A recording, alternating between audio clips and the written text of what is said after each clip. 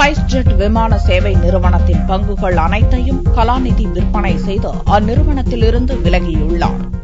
கலாநிதியின் Sun TV நிறுவனம் நடத்தி வந்த ஸ்பைஸ்ஜெட் விமான சேவை நிறுவனம் கடந்த சில மாதங்களாக கடும் நிதி நெருக்கடியில் தத்தளித்து வந்தது. பல நூறு கோடி ரூபாய் நஷ்டத்தை சந்தித்த ஸ்பைஸ்ஜெட் ஊழியர்களுக்கு சம்பளம் கூட தர முடியாத நெருக்கடியான நிலைக்கு தள்ளப்பட்டது. இதனால் ஸ்பைஸ்ஜெட் நிறுவனத்தில் தனக்கு சொந்தமான 58.46% பங்குகளையும் விற்றுவிட கலாநிதி முடிவு செய்தார். அதற்கு விமான போக்குவரத்து அமைச்சகம் ஒப்புதல் அளித்தது. 2005ஆம் ஆண்டில் ஸ்பைஸ்ஜெட் நிறுவனத்தை துவங்கிய அஜய் சிங்கே மீண்டும் பங்குகளை வாங்கிக் கொள்ள முன்வந்தார். இந்நிலையில் மும்பையில் நிறுவனத்தின் இயக்குநர்கள் கூட்டம் நடந்தது. அப்போது ஸ்பைஸ்ஜெட் நிறுவன பங்குகள் விற்பனை, உரிமையாளர் மாற்றம் ஆகிய முடிவுகளுக்கு இயக்குநர்கள் ஒப்புதல் அளித்து கையெழுத்திட்டனர். இதன் மூலம் ஸ்பைஸ்ஜெட் நிறுவனம் கலாநிதி மாறனிடமிருந்து அஜய் சிங்குக்கு சட்டப்படி மாறியது. அதையடுத்து இயக்குநர்கள் பொறுப்பிலிருந்து கலாநிதி, அவரது மனைவி காவேரி, எஸ். நடராஜன் ஆகியோர் உடனடியாக ராஜினாமா செய்தனர். நிறுவனத்தின் பதிவு அலுவலகமும் சென்னையிலிருந்து டெல்லிக்கு மாற்றப்பட்டது.